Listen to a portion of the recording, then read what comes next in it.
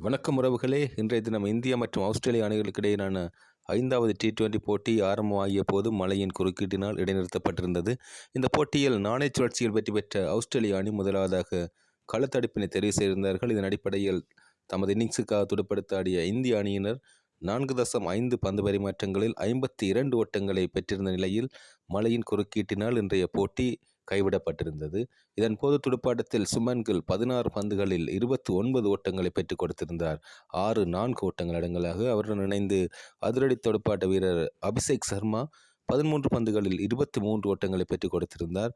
ஒரு 4 ஓட்டம், ஒரு 6 ஓட்டம் அடங்கலாக 4.5 பந்து பரிமாற்றங்கள் நிறைவில் விக்கெட் இழப்பின்றி 52 ஓட்டங்களை பெற்றிருந்த வேளையில் மழையின் குறுக்கீட்டினால் ஆட்டம் கைவிடப்பட்டிருந்தது. இதன் அடிப்படையில் 5 போட்டிகள் கொண்ட T20 தொடரில் இந்திய அணியினர் 2-1 என்ற கணக்கில் ஆஸ்திரேலிய அணிக்கு இடையிலான இந்த T20 தொடரினை கைப்பற்றியிருந்தார்கள். ஆஸ்திரேலிய அணிக்கு இடையிலான 5 T20 போட்டிகளில் 2 போட்டிகள் மழையின் காரணமாக கைவிடப்பட்டிருந்த நிலையில் எஞ்சிய 3 போட்டிகளில் 2 போட்டிகளில் இந்திய அணியினரும் ஒரு போட்டியில் ஆஸ்திரேலிய அணியினரும் வெற்றி பெற்றிருந்தனர். இதன் அடிப்படையில் இந்திய அணியானது 2-1 என்ற கணக்கில் ஆஸ்திரேலிய அணிக்கு எதிரான T20 தொடரினை கைப்பற்றியிருந்தது. இந்த போட்டித் தொடரினுடைய ஆட்ட நாயகனாக இந்திய அணியினுடைய அதிரடி துடுப்பாட்ட வீரர் அபிஷேக் சர்மா தெரிவாகியிருந்தார்.